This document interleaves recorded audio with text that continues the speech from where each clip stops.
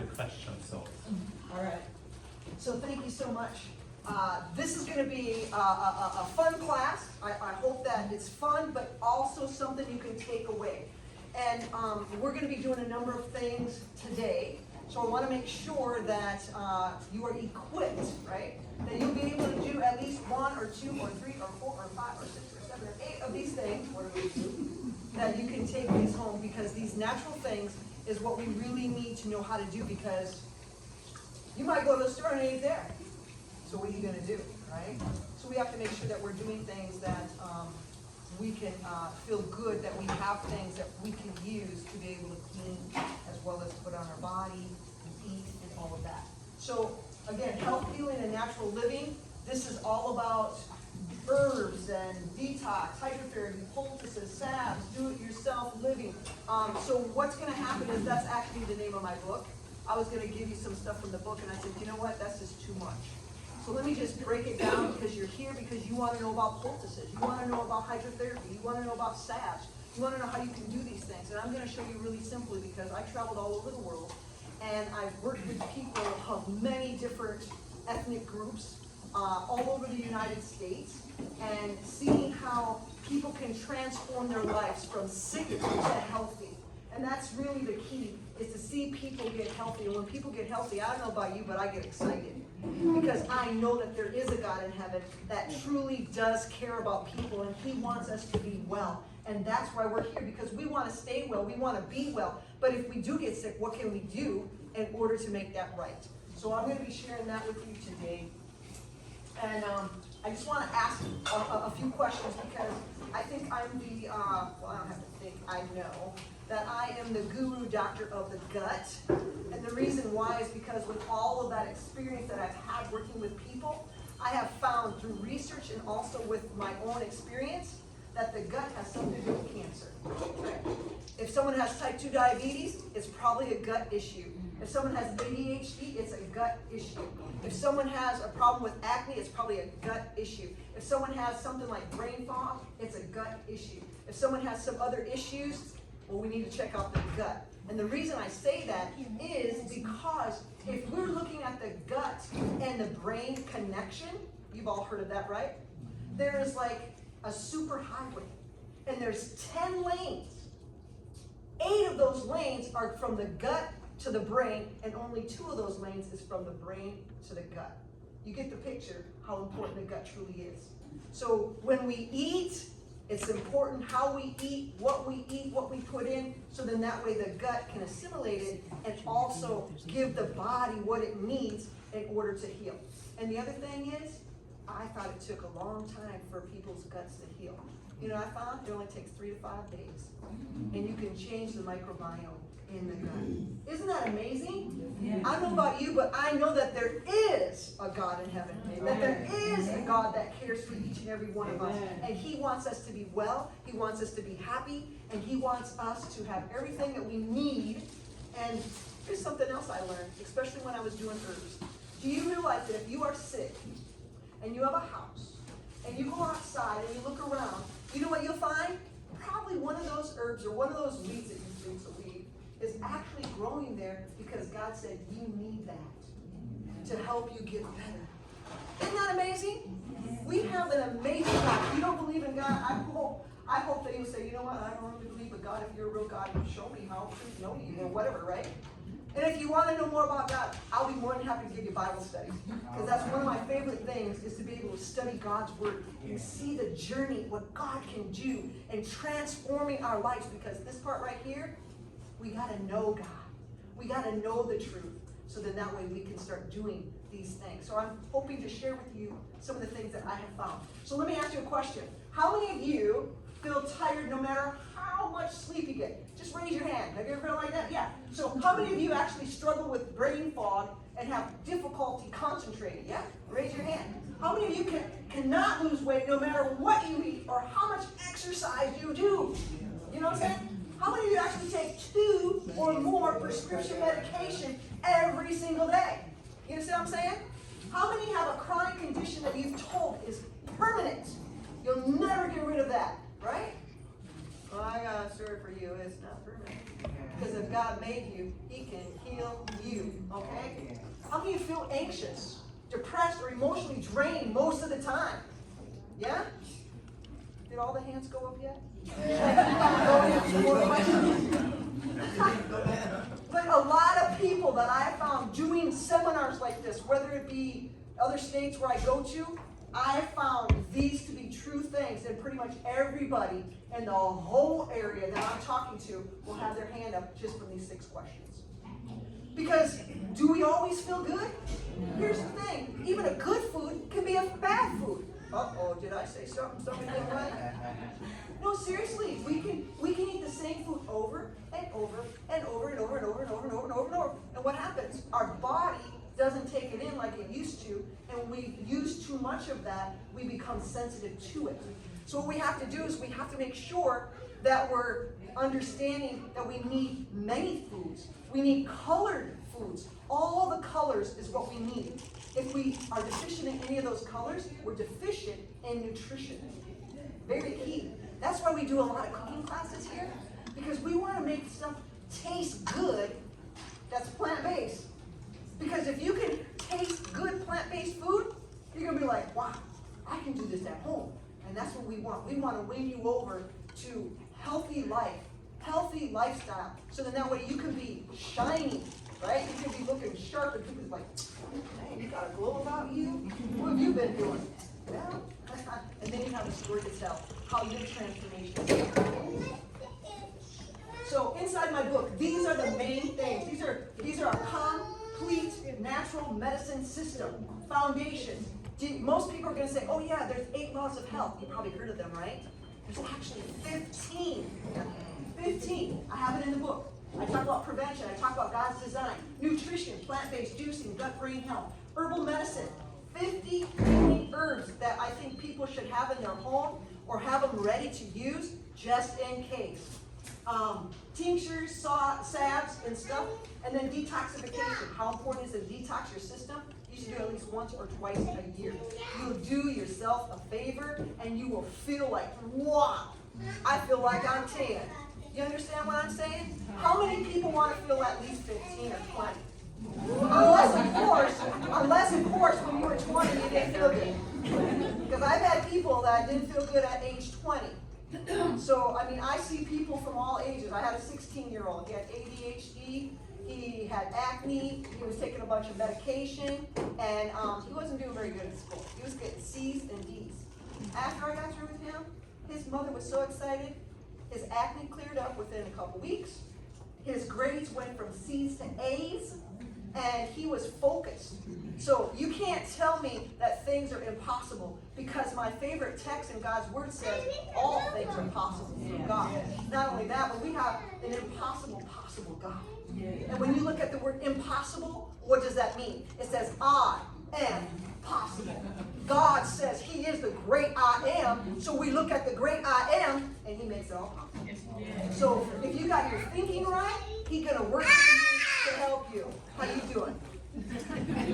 Asante! Good to see you. So we have hydrotherapy at 25 complete water treatments step by step. Now I don't have the pictures, but when I do trainings, I help people to understand how to do these trainings, because when I go to other countries, I'm training people in these areas, because for 2 weeks we're doing big time training, and then 2 weeks after that we're taking people in the community that are sick. They're sick. We're not talking just like, oh, you know, they have like a flu. No, we ain't talking about that. We're talking about people that have cancer. We're talking about people that have hypertension, that cannot get it down even with medication. A lot of times they don't anyway. But that's another story. And then we have people with diabetes. We have people with neuropathy. We have people that have all different kind of issues that come in. And when they leave, they come in like this. Sad. And they're just like depressed because they're not feeling good. And then when they leave, they have this glow about them. They have this smile on their face, and they're walking like upright. That's what we need to be doing. That's what we need to be doing. So the other thing is poultices. We're going to be doing some poultices today. And I have 30 of those recipes in the book. Salves and do-it-yourself products, healing salve recipes and natural products, and then reversing diseases. The top ones: cancer, diabetes, heart disease or heart issues, and autoimmune. Do you realize that there's 140 different autoimmune diseases? That's a whole lot under one little umbrella. Yep. So I've got stuff in there for all of that for reversing, because these are the main things that I see that people have. And then of course the lifestyle reset, which is the 90-day plan, 30-day meal plan, and forever wellness. Our thing is, when we are truly connected to the source, everything here, it doesn't matter how bad things get, you're still happy, because those are just earthly things. When our mind is for eternity, and we're like, you know what? God is moving me forward, so I'm ready for heaven. Right? That's what I want. I don't know about you, but do you want that? Yes. You can say amen if you want to. Amen. I mean, we're not necessarily in the church, but it's okay to say amen. All right, so now, I told you a little bit about the gut and the brain and how it works. So this is actually the central truth, but when it comes to those different type of diseases, we're not looking at the same protocol, because those different diseases tell us different parts of the body that are sick, even though it's in the gut, right? So we have to look at not only the gut, but also those other areas. So did you know that the serotonin, 95% of your serotonin, and this is a huge number of sickness that people have, and so they're not getting enough serotonin, but if you're taking the medication for serotonin, it's not even going to the gut, it's going right to the brain. So if it misses that step here in the gut, it's still going to be a problem, so the medication's not working properly, you see? Because, I mean, before you are able to drive a car on your own, don't you have to practice? Yeah.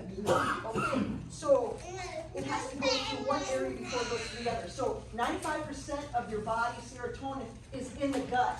It receives 80% of signals from the gut. That's the brain. The gut houses 70% of your immune system. Here's your immune system, guys. Hello. If you have a sick gut, you're probably sick, right? And here's another thing I learned when I was taking some classes. If a person has a lot of feelings, like depression, upset, bitterness, anger, all of that, there it is, the gut. The gut. That microbiome is going to change, okay? And so that means your immune system is going to be broken and you're going to get sick. So we also see that neural inflammation drives depression and anxiety. Because when you got those feelings, it's flooding back and forth from the gut to the brain. And so now both of them are starting to break down, and it's starting to break down more of different systems in your body. There's 38 trillion microorganisms. Do you realize we have more bacteria than we have human cells? And we're human. In our body.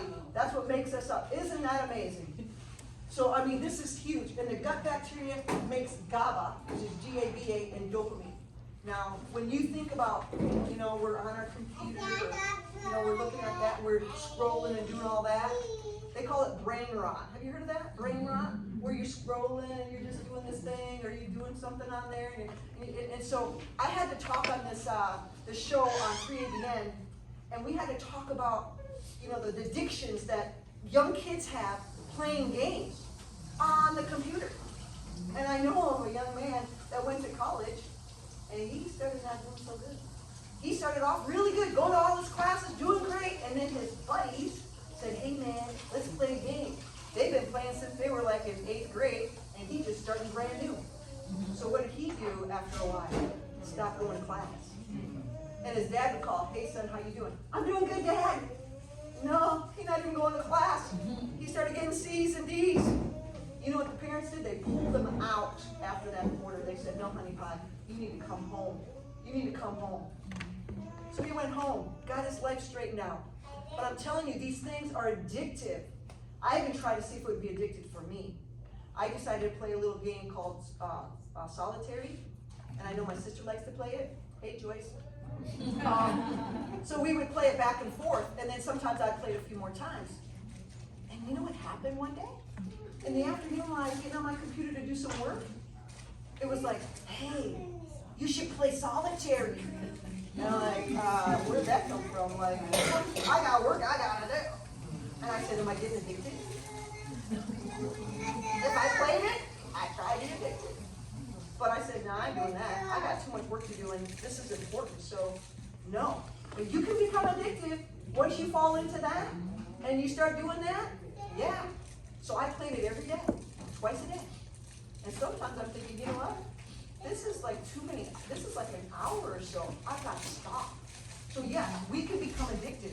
And some people don't even know they're addicted. They go to work, they come home, and they play the game. But if they start talking about the game, they're probably addicted. They might only play 3 to 4 hours now. But if they're talking at work about that, and they're just like, whoa. I don't know of any young person that goes to school and plays these games and says, hey man, I'm going to get up to level 20. And once I get to level 20, I've made it. Do you hear of any graduations from level 20? No. The only graduation I know is when you go to school and you graduate. That's real proof that you actually set your mind to something good to make a difference in the world. So we also see here that the gut communicates with the brain by the vagus nerve, and then it controls from stress, opens the gut wall. So back and forth, this cortisol, which is part of that stress, which is a chemical inside your body, and it happens. If you watch too much stuff on your computer or on your iPad or on your phone right before bed, has anybody ever done that? How easy is it to go to sleep? Oh, to me it's really easy because I'm so tired. But sometimes it's not. I'll be like laying in bed, I'm like, man, why am I so wide awake, man? I'm so tired. I'm so tired. I need to sleep. It's because I was just looking at that. What happens is the light from this goes into your eye and it wakens up the brain. So then you're up longer. So really 1 to 2 hours before bedtime, shut it off. Right? You know, back in the day when I was a kid, we were never addicted to shows. Really, we weren't. Because we had to wait for a whole week to see the next episode. Nowadays, all we got to do is, there's the next one. You know, binge watching, that's what they call it, right? Binge watching? Yeah. Whew, I tell you, the next day you don't feel good.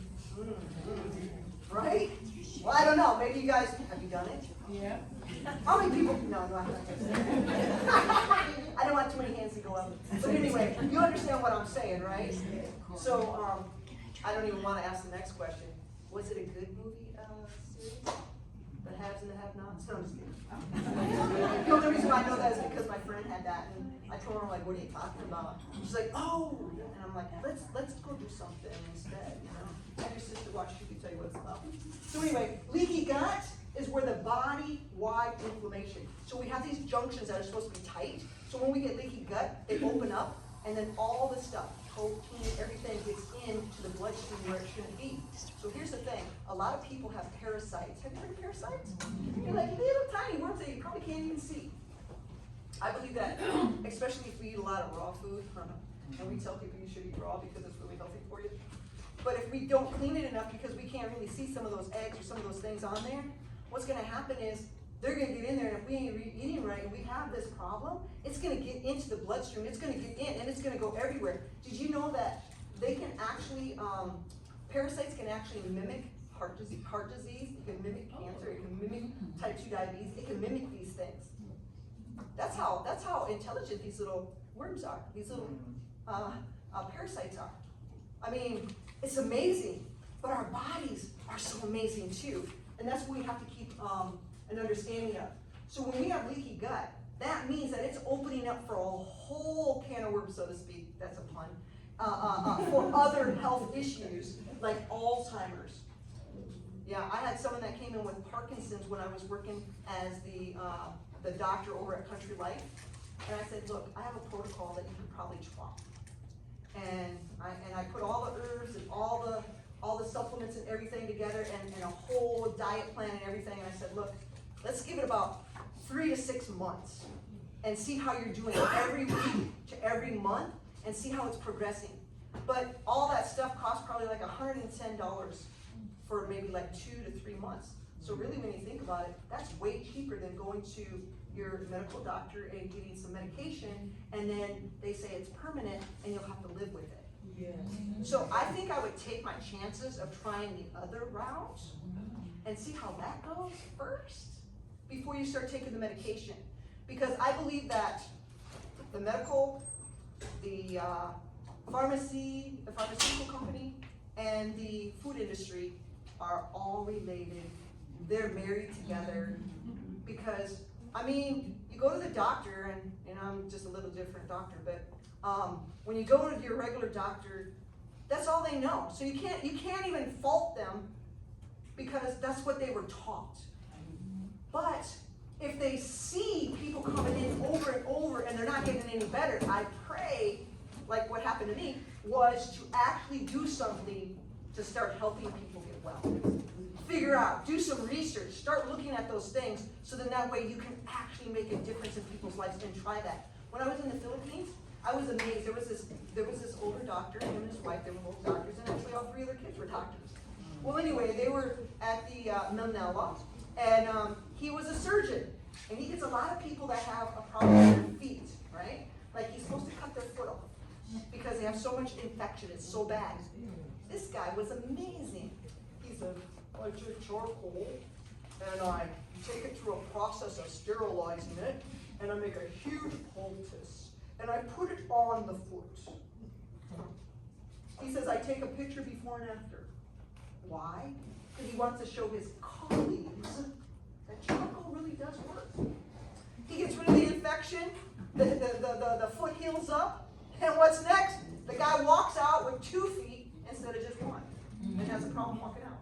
Wow. So he's saving people's lives in that direction, but here's the thing. You can do all that good, but if you haven't changed their habits, you haven't changed the other stuff of how they're feeding their body, it's just going to come right back. You see? It's a circle, and we have to get out of that. The other thing is the gut is the root of nearly all disease or chronic diseases. The other thing is, if we heal the gut, we'll restore the mind. And I know that the mind is like 90% of all diseases too, because these two are so closely connected that we've got to make sure that we clean it up. So this is pure, this is good, and we are good. We're happy. My dad used to say, happy go lucky, never go sorry. I don't like the word lucky, and it doesn't match if you say happy blessed. I mean, if you're happy, go blessed. But at any rate.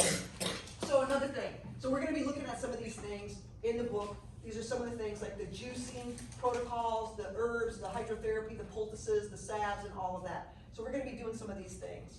But I do have a question, because we have over 50 people, I believe. Yeah.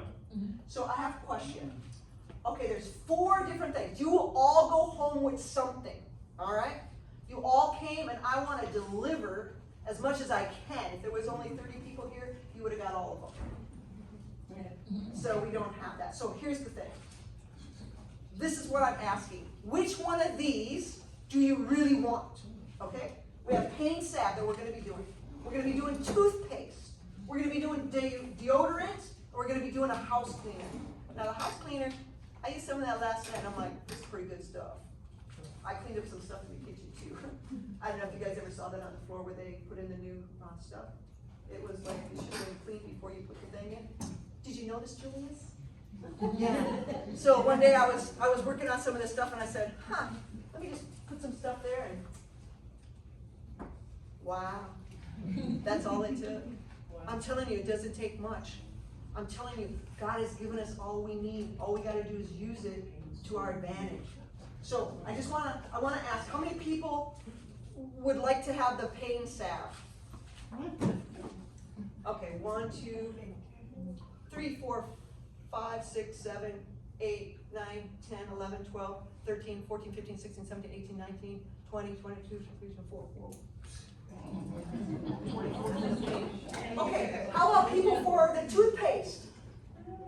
1, 2, 3, 4, 5, 6, 7, no, just 8. 8. You want it? 9. I think it's 9. Do it one more time, toothpaste. 1, 2, 3, 4, 5, 6, 7, 8, 9, 10. 10. Okay. That's good. Okay, for the deodorant, this is good stuff, guys. It's pretty awesome. 1, 2, 3, 4, 5, 6, 7, 8, 9, 10. 10. And for the house cleaner, 1, 2, 3, 4. I think you raised your hand. 1, 2, 3, 4, 5, 6, 7. Anybody 8? Anybody 8? 9? Anybody 9?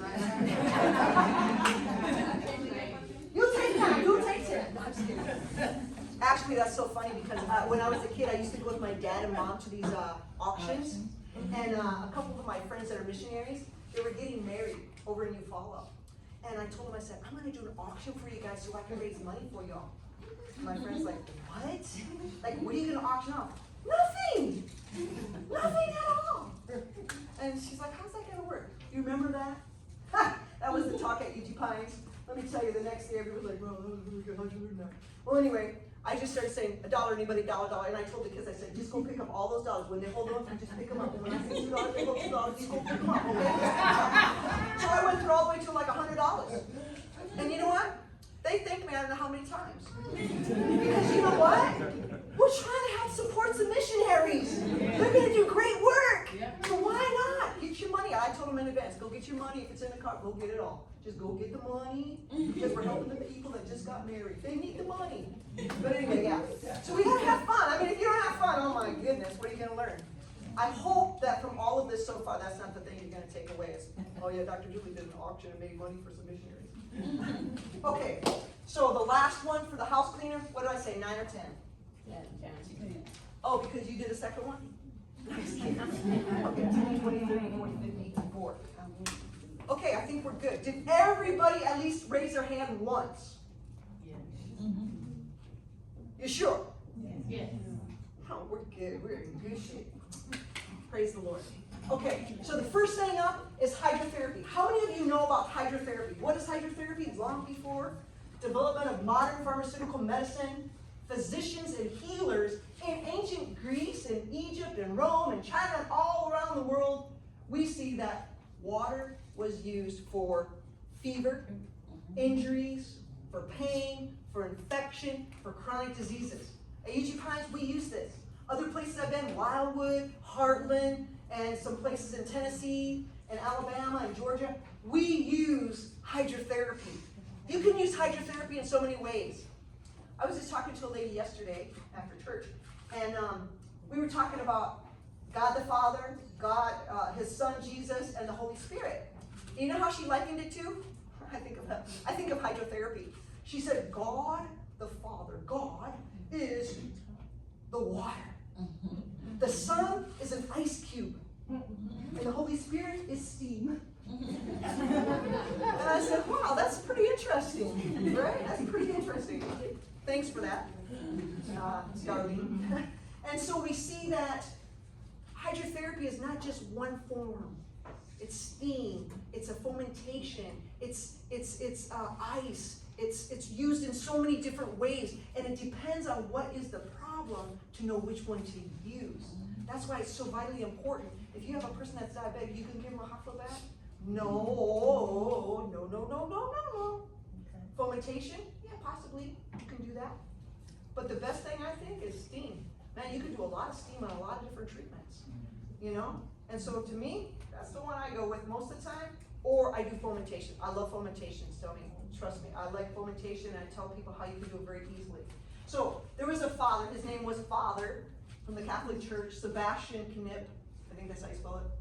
Knip. I don't know. He taught, and he taught about hydrotherapy, that it can dissolve, it can carry away, and it can strengthen.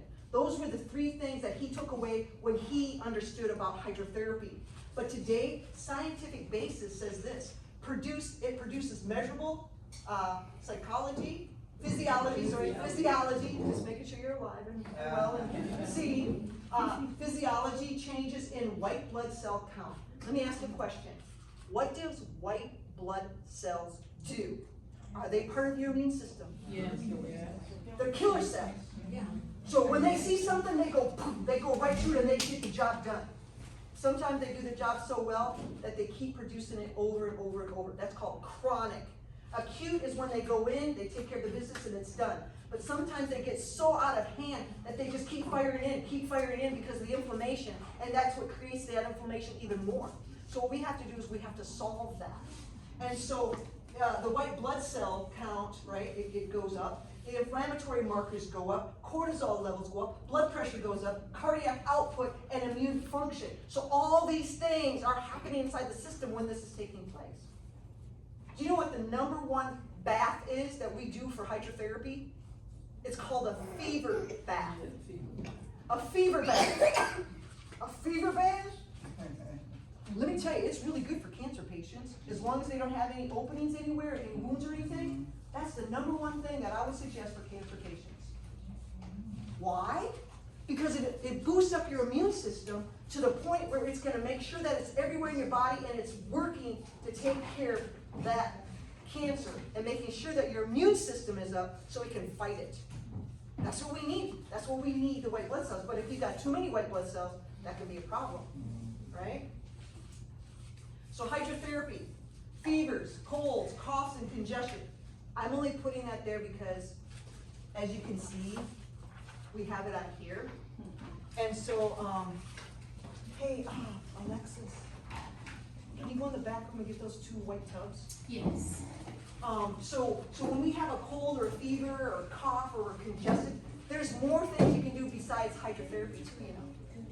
You can use an onion, you can slice it, you can actually put it and heat it up, and then put it in a little sock or something and just put it right here. Just take a little pin and put it right there, go to bed. Oh yeah, let me tell you. Yeah. Or you can just take it, don't even heat it up, you can just put it there, inside there, and pin it here, and you're gonna smell that onion. You know, like when people have bruising and stuff like that, because I had a niece that played basketball.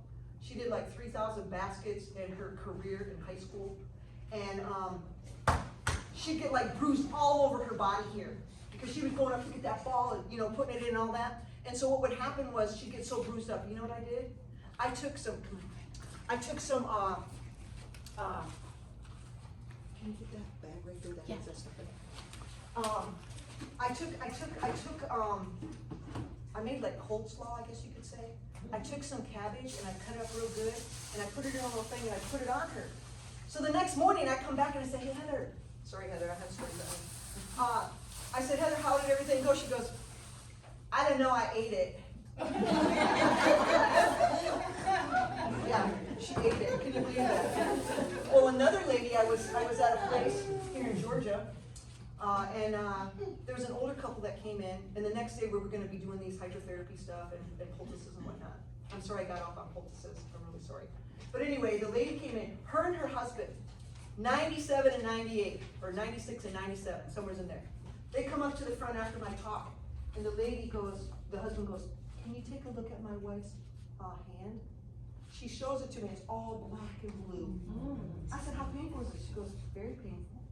I said, what happened? She fell down or something, or hit something. I said, if you have some lavender oil, put that on there, and then, this is from cabbage, right? So what you do is you take this cabbage, and what you want to do is you want to take a rolling pin, or you want to beat it up. You want to make sure that it's juicy. And I told her, I said, put that on there tonight. Put that oil on there, and put that over that, and just put like a sock or something on your hand to hold it in place. The next day, I kid you not, I wish I would have took pictures. I couldn't believe it myself. I guess when you pray, and they go do it, it's amazing. She came back and showed me, I said, where is it? Like, where is it? Like, where did it go? Like, it was like here, I'm not, usually it takes a few days. But she did that, and I'm so amazed. I said, God, you're the best boss ever. I'm gonna work for you forever. He's the best. Okay, so getting back to this hydrotherapy thing, when it comes to like, if you have like a cough or a cold or congestion, what you can do is you can put water in one of these. You can put water, and you want it to be hot. And then what you do is you take eucalyptus oil. Take some eucalyptus, and you put it in there, and then you take a towel and you put it over your head, and you let it about 6 inches or so. If you put it in a container like this, more than likely you're not going to burn your hands, because sometimes you just don't think when you put your hands there like this, right? So if you use the pot, be careful, because you might burn your hands, or if you get too close, it can burn, you know, like your face or your nose or whatever, right?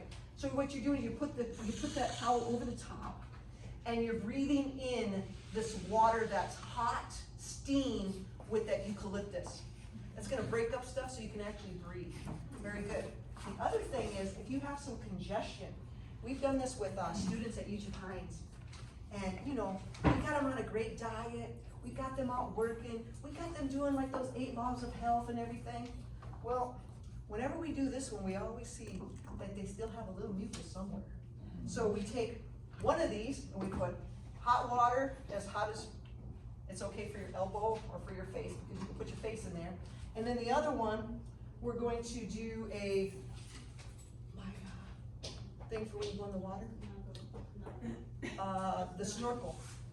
Snorkel? Yeah. And then on the other one, we do ice with cold water. So what we're gonna do is we're gonna have them time it for 3 minutes.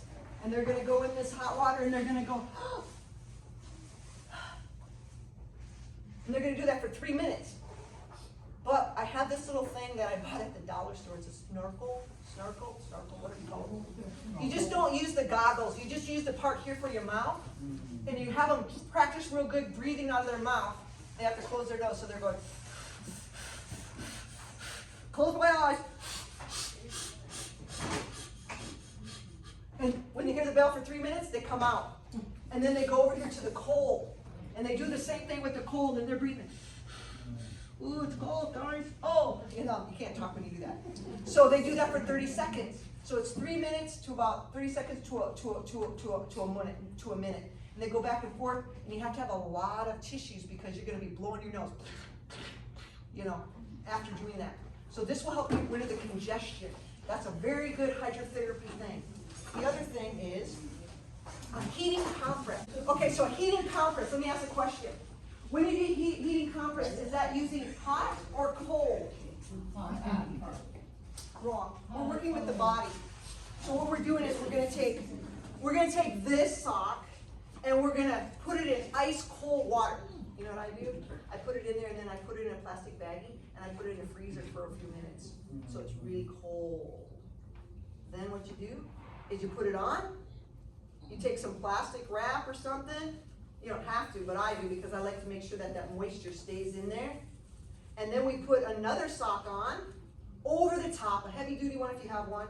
And then you just put your little pins here and you just put it in place, go to bed, keep it off for the next day.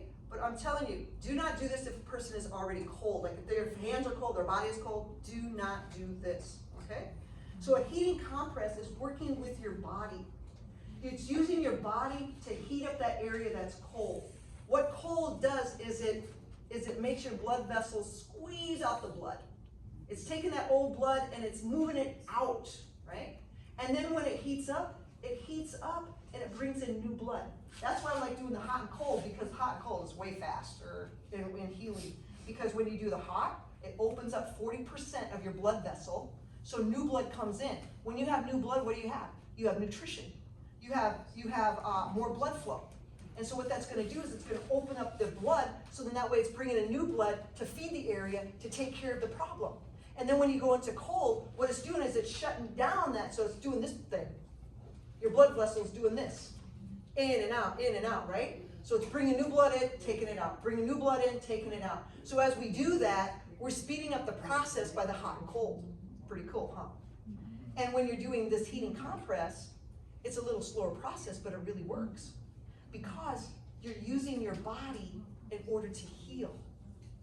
Now, another thing with the heat compress is, if you have like congestion or you know, like it's in this area here, you can take a t-shirt, put it in cold water, wring it out, put it on, take a garbage bag, cut a hole off for your head and 2 little holes for your arms, put that over the top, and then put a sweater on. If you go to bed at any time doing any of these, make sure you put a plastic, like a curtain from your shower. Get one of those at the dollar store, just put it on your bed, put a sheet over the top, and sweat. Because that's what's gonna happen when you do some of these treatments. You're gonna sweat. And that's a good thing. That's what you wanna do. So if you do this with the shirt, and you do all that, you're gonna feel like, oh, it's cold at first. But once your body warms up, that's what you want. So that's where those blood cells, those white blood cells are gonna come in, and they're gonna take care of business. When I was in college, I just did the foot thing.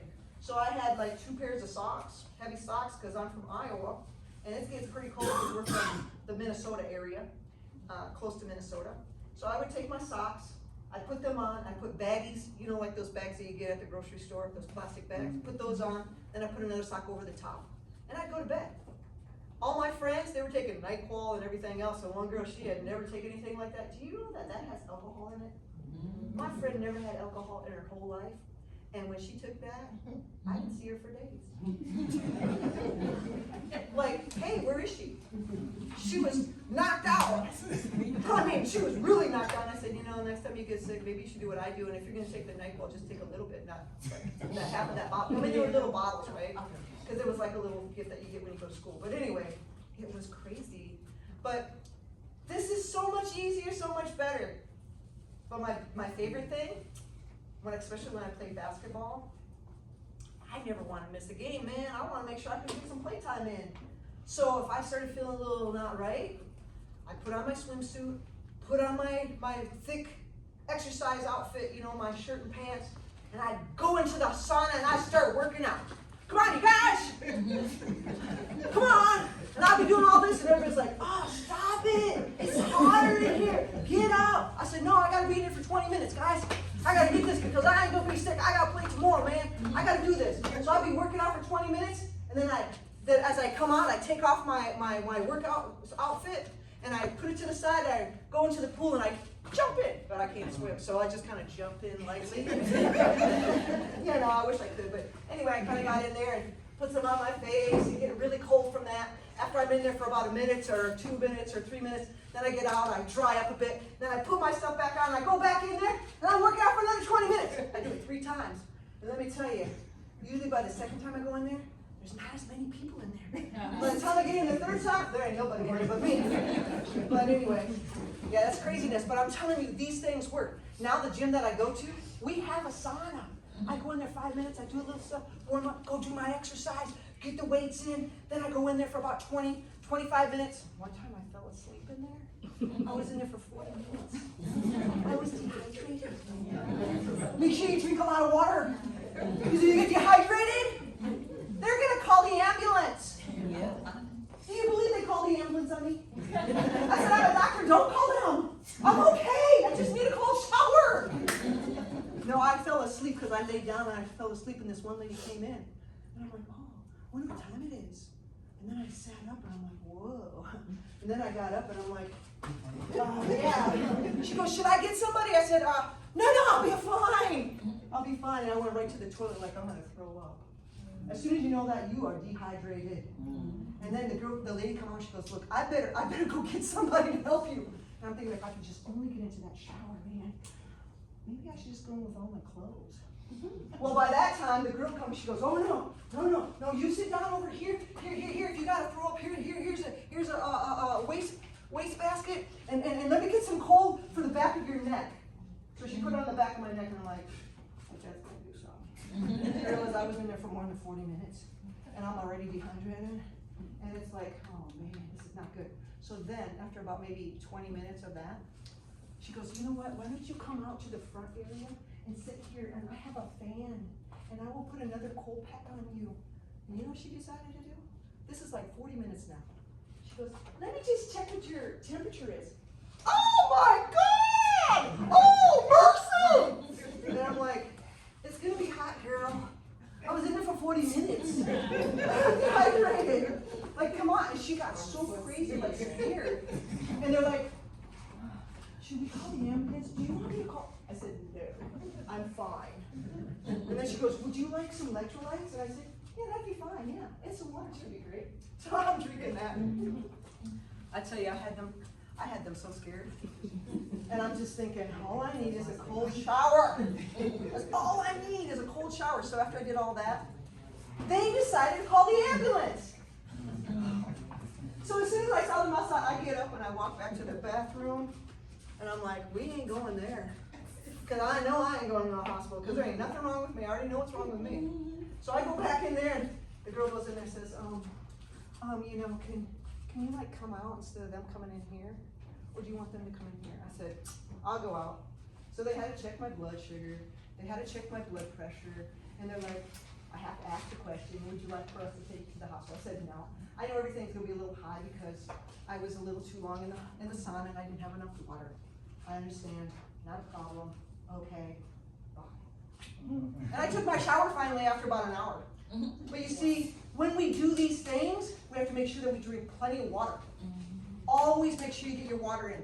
When you don't want water, maybe you should add a little salt and a little sugar or honey and mix it up and drink it, because you probably need some electrolytes. Okay?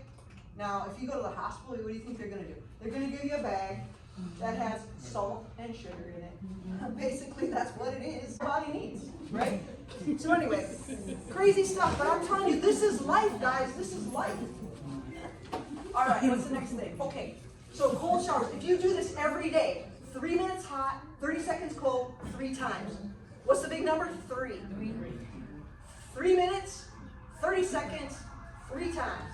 Hot, 3 minutes, 30 seconds, cold, 3 times. You do this, after a while your body's like, I can't wait for it. Now when I go to the gym and I do that sauna thing, I'm in the shower for like 10 to 15 minutes cold. My body loves it. At first it's like, woo, yeah, I like it. I like cold, I like cold. And then after a while it's like, it's not even cold. But your body thrives on that. If you're trying to lose a little weight, just put a lot of cold in the area you want to lose the weight in. Do you know if you wear a little belt, I want to come up with these things where you wear like a belt around your waist, because that's where most people have their fat. I want to get a belt that does cold. And they probably already have something like that, right? I want to actually make something that does hot and cold, back and forth, because that would be the superest thing ever. Superest. That's in the Hayek dictionary. Not Webster, but Hayek. But at any rate, if we do the cold, what that does, because there's like a spa place that I went to when I was walking, because I used to do a lot of walking, and whenever I would do programs, this one lady says, I know you from somewhere. And I said, I don't know where. Oh, when I did the exercise, oh, you're the exercise lady? You go up and down the street where I work. Yeah, that highway, yeah, I do walk up there. I have different little routes. She says, I trust whatever you say, because I see you do what you're talking about. And that's the thing. If we're going to do something, let's just do it. Let's not just talk about it. Let's do it. I can give you all the information and tell you how to do it, but I cannot do one thing. Is to make it is to have you do it. You got to make the decision for yourself to do it. You know what the best thing is? Nike. What does Nike stand for? Just do it. That's right. That was my big motto. Just do it. Doesn't matter. Just do it. And then I went to this big seminar and the guy goes, just get it done.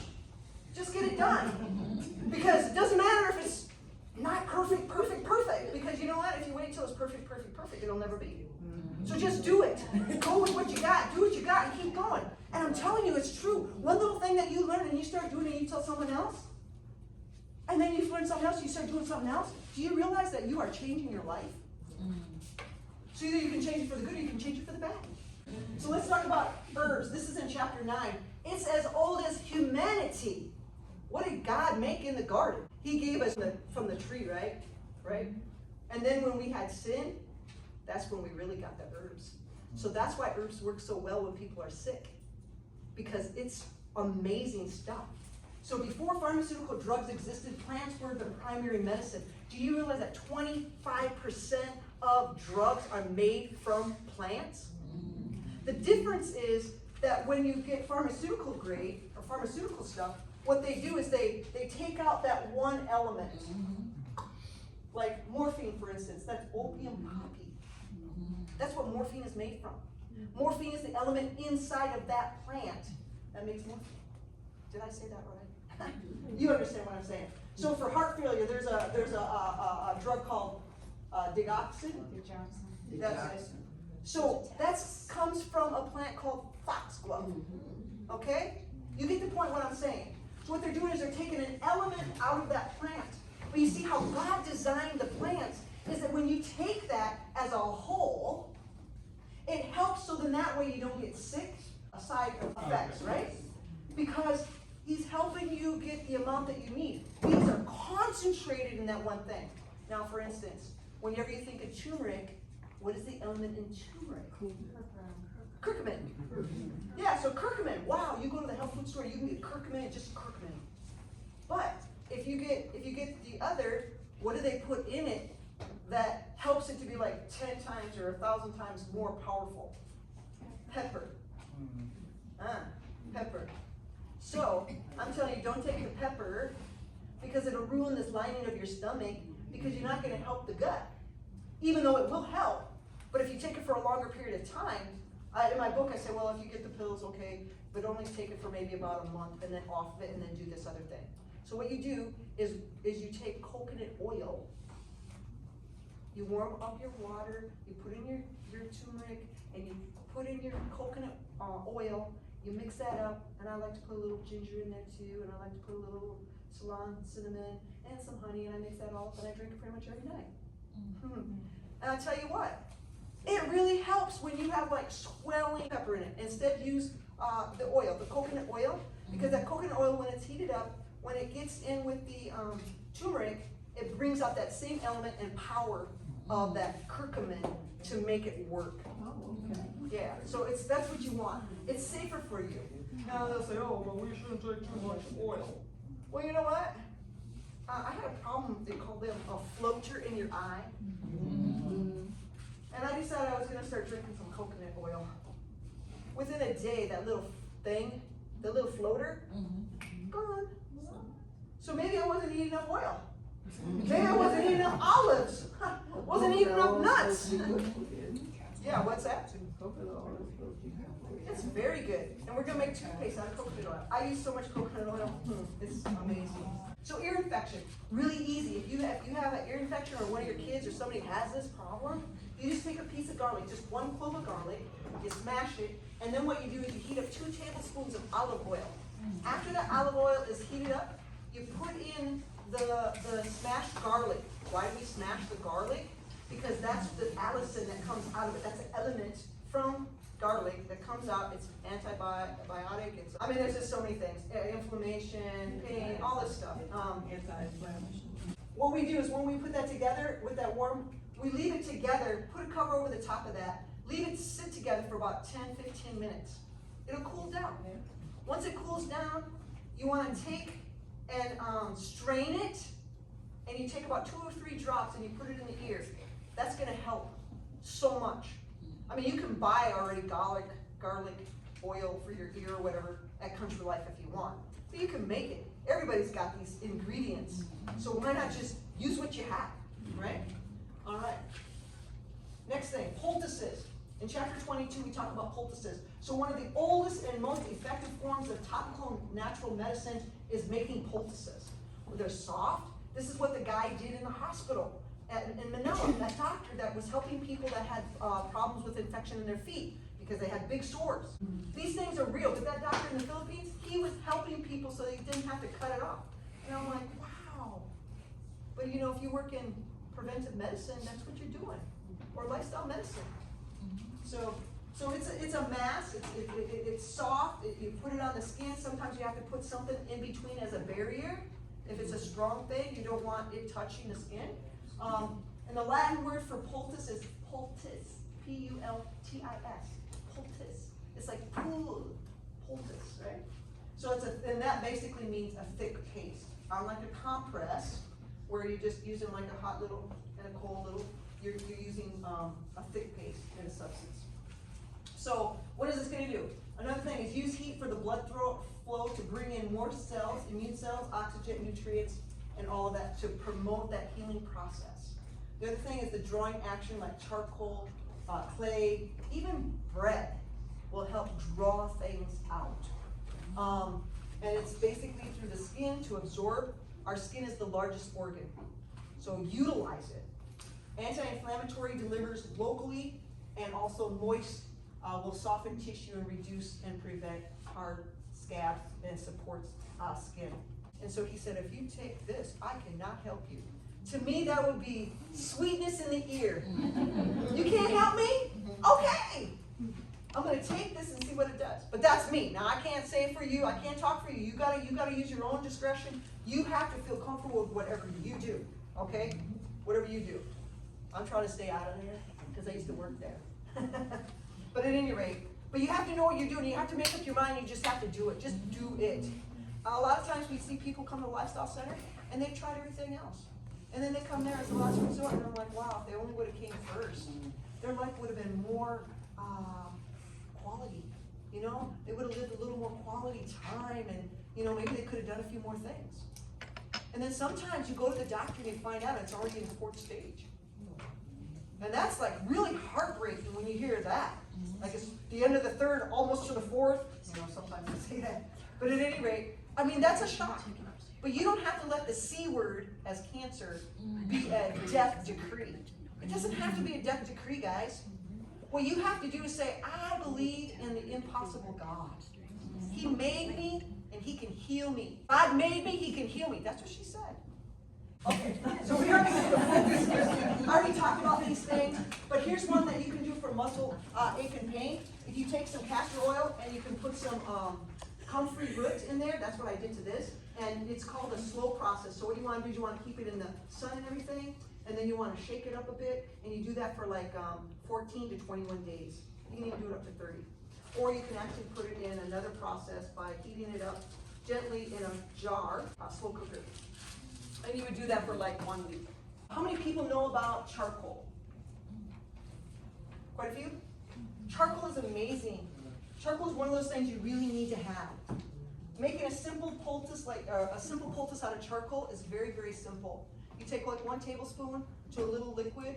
I like to put flaxseed ground in it because it helps bind it. So when it dries, it just doesn't flake out and go all over. It stays as a gel and it stays kind of together more so. But you want to make sure that you have a thin layer in between that and this. And also charcoal can stain. It can also, if you have a deep wound, it can also tattoo. You have to be very careful when you use it. So the pain salve. How many people wanted that? 24. Okay, I've got it. Okay, so I need about a few people to come here.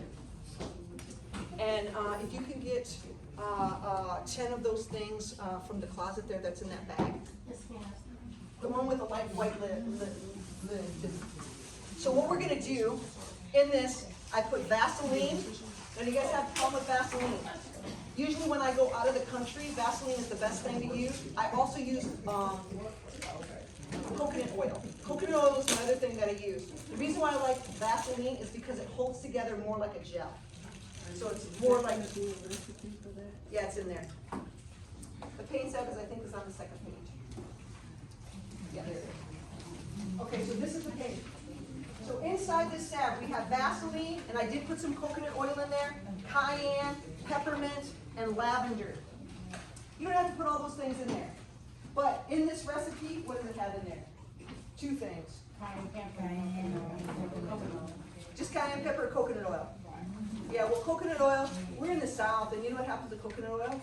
It's water, right? So that's why I put the Vaseline in there, so then that way it's more like a salve and you can apply it. But you can use it as a poultice too. Here's the thing, when you put this right on the skin, you need to take it off after 20 to 30 minutes. Try it, and if it's too hot for you, you need to take it off right away. Some people, we can put it on, especially when we do a poultice where a thin piece in between the skin and you can keep it on for about 4 hours. Okay, so if I can get about, who wanted these paint salves? Can I get 5 of you?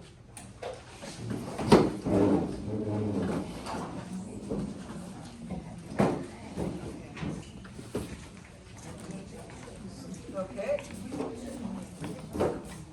2 for each of you.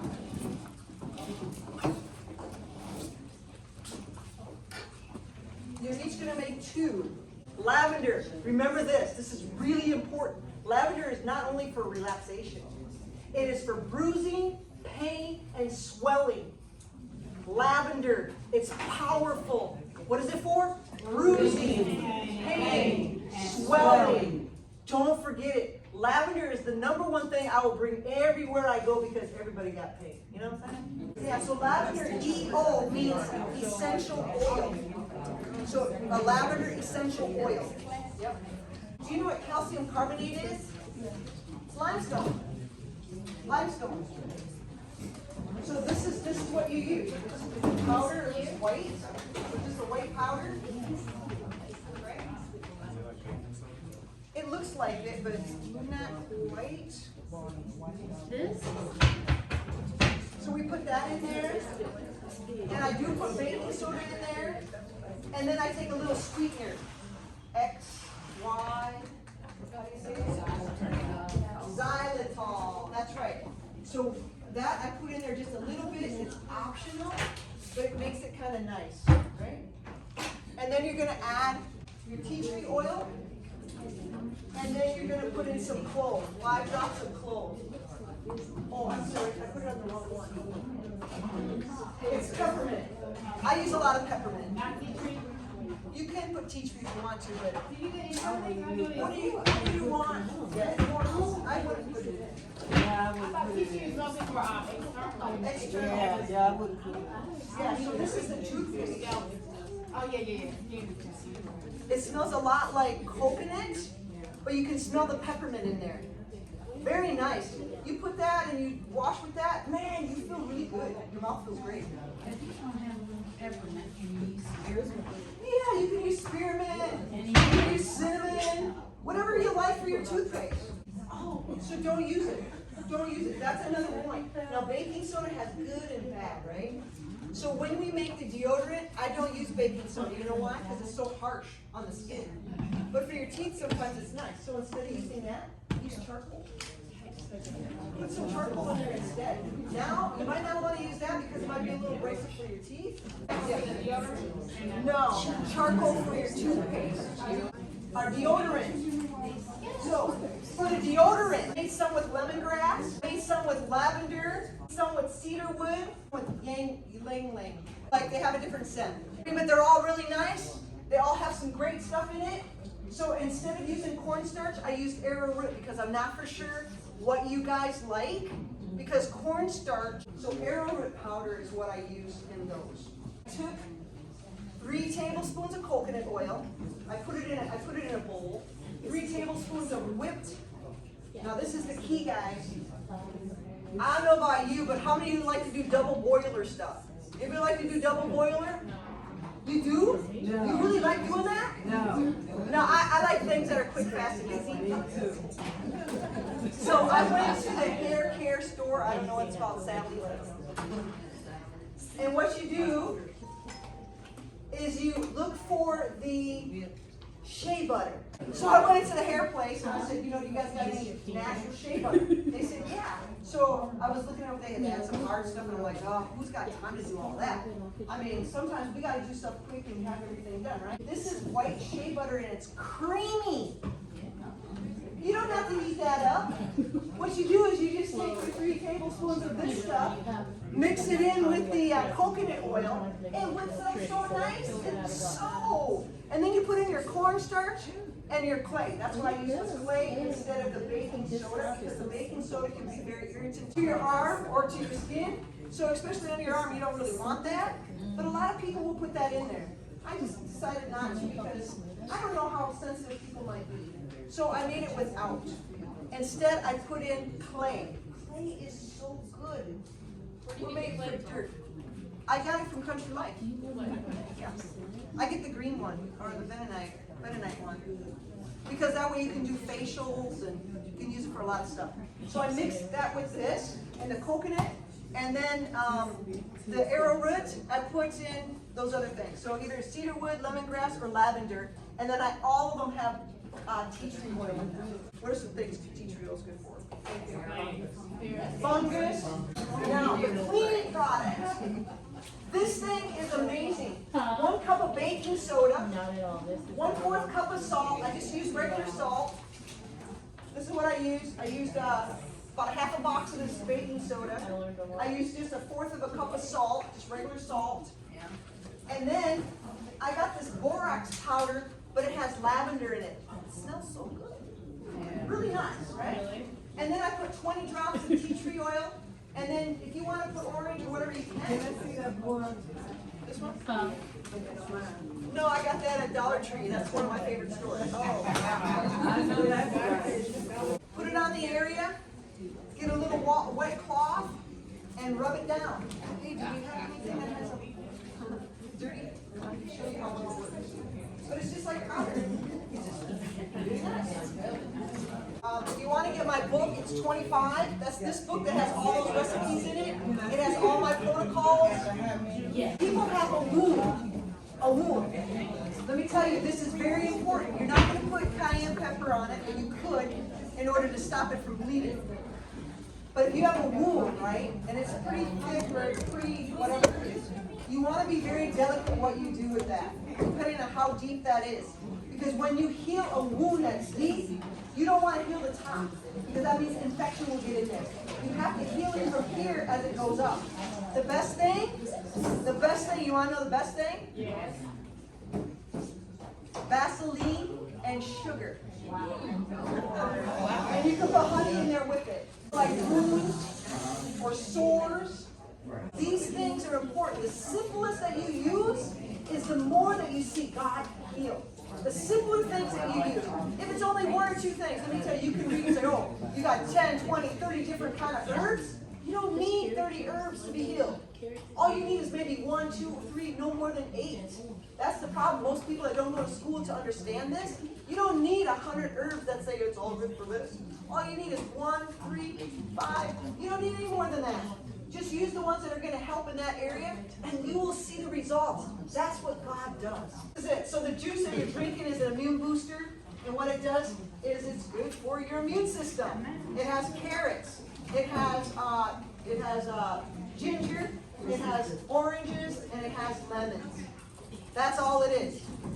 I hope you enjoyed it. I hope you enjoyed your time.